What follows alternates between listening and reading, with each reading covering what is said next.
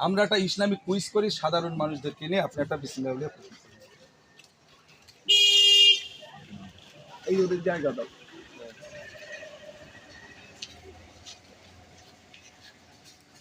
পবিত্র কোরআনের সবচেয়ে মর্যাদাপূর্ণ আয়াত কোনটি?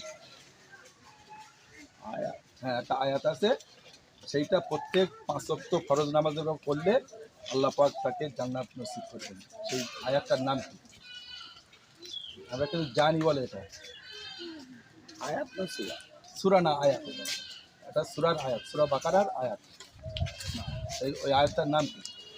হয় না, এই আয়াতটার নাম হলো আয়াতুল কুরসি। ও আপনি জানেন, বলো এবার মনে থাকবে। এবার তো মনে থাকবে বটে। হ্যাঁ, তাহলে আমাদের এটা জানা হলো।